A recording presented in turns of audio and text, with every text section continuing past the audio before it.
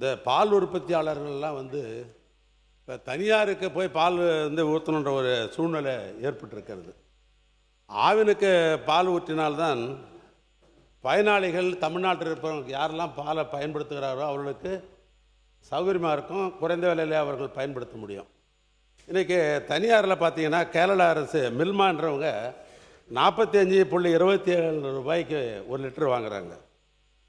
அட்சன் ஆரோக்கியா என்பவர்கள் ஏறத்தாழ 42 ரூபாய்க்கு வாங்குகிறாங்க. இப்படி தனியார் பால் உற்பத்தியாளர்கள் இங்கே வாங்குகிற காரணத்தினால் ஆவினுக்கு பால் கொடுப்பது என்பது ஒரு கேள்விக்குறியாக ஆகிக்கொண்டிருக்கிறது.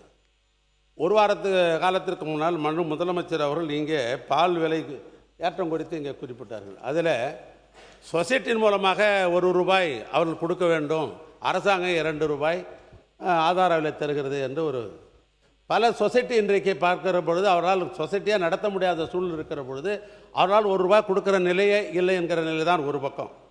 இன்னொன்று, இன்றைக்கு பால் உற்பத்தியாளருக்கு எடுத்தோன்னு சொன்னோம்னா அதுக்கு தீவன விலை, அந்த மாடுகளுக்கு வேண்டிய உணவு வகைகள்லாம் பார்க்கறது, புல்லுலாம் பார்க்கிற பொழுது விலை அதிகமாக இருக்கிற காரணத்தினால் அவருக்கு கட்டுப்படி ஆகவில்லை.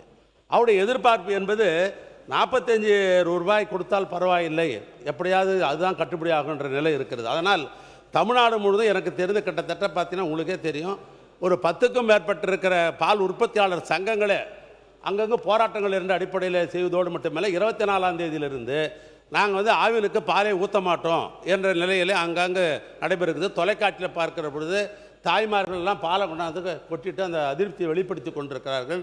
எனவே அரசை பொறுத்தளவுக்கு அவங்க குறைந்தபட்சம் 45 ரூபாயிலிருந்து 46 ரூபாய் 1 லிட்டருக்கு எதிர்பார்க்கிறார்கள். எனவே இந்த அரசு உடனே ஆவினுக்கு பால் வருவதற்கு ஏற்படும். ஏன்னா இப்போ பார்த்தா ஜனவரி 25 இப்போ ஒப்பிட்டு பார்க்கிற பொழுது இப்போ பால் ஆவினுக்கு பால் ஊற்றுவதே குறைந்து விட்டது. அதுக்கு காரணம் அவர்களுக்கு கட்டுப்படியான விலை தரவில்லை என்கிற ஒரு குற்றச்சாட்டு இருக்கிறது. எனவே கூடுதலாக இந்த அரசாங்கம் பால் உற்பத்தியாளருக்கு 45 ரூபாய் கொடுத்தால்தான் ஆவினுக்கு பால் வரும், தனியாருக்கு பால் போகாமல் நிறுத்த முடியும். எனவே அரசின் கவனத்திற்கு கொண்டு வருகிறேன்.